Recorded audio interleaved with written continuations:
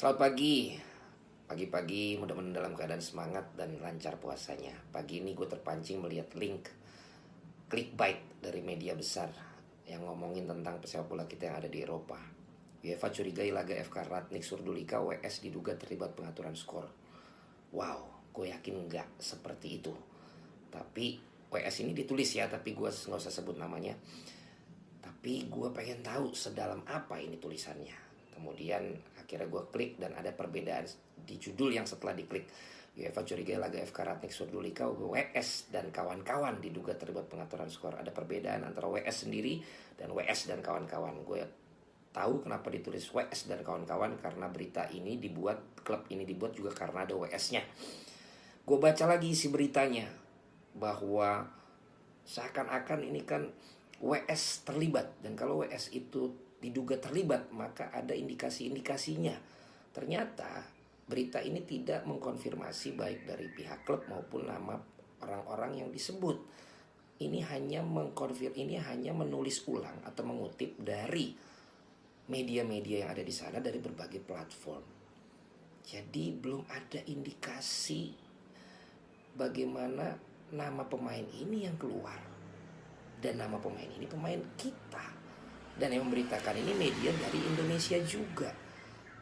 Apakah segitunya demi sebuah link yang clickbait dan membuat ingin diklik itu sampai membuat nama seorang pemain kita yang lagi berjuang kemudian dibuat kaget seperti ini. Dari sisi pemainnya ya, WS ini masih muda, sedang ditempa di sana. Bayangkan dia membaca link ini, dia membuka dulu link, dia melihat link dulu yang tadi, dia klik, kemudian dia baca. Bagaimana respon dia? Berbagai respon bisa ia berikan. Apakah biasa saja, apakah kaget, apakah takut, apakah bingung, apakah kecewa?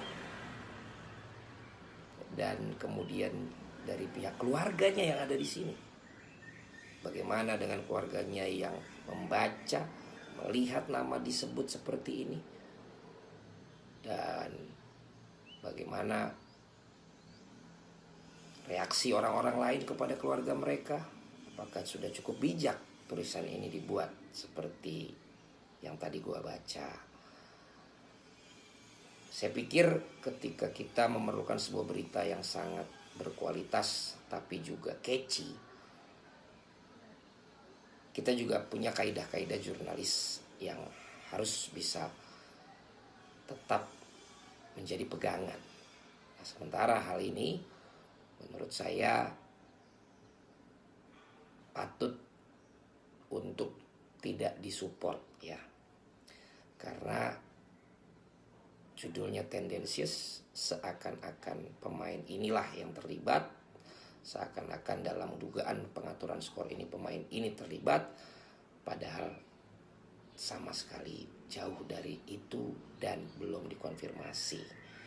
Nah, teman-teman juga yang membaca ini nanti bijaklah, dan kita harus berikan support kepada pemain ini, bukan kepada tulisan-tulisan yang seperti ini baik di media ini maupun nanti kita akan lihat di media-media lain bagaimana bentuk tulisannya, karena ini bisa menjadi ramai tentunya. Dan kepada WS sendiri, kalau dia merupakan pemain Indonesia, tentu dia menjadi bagian dari Asosiasi Pesepak Bola Profesional Indonesia yang dapat melindungi dia dari hal-hal yang dianggap merugikan. Untuk itu APPI yang memiliki divisi-divisi seperti divisi hukum, divisi media, divisi hubungan luar negeri, saya pikir juga harus aktif tanpa perlu menunggu laporan untuk dapat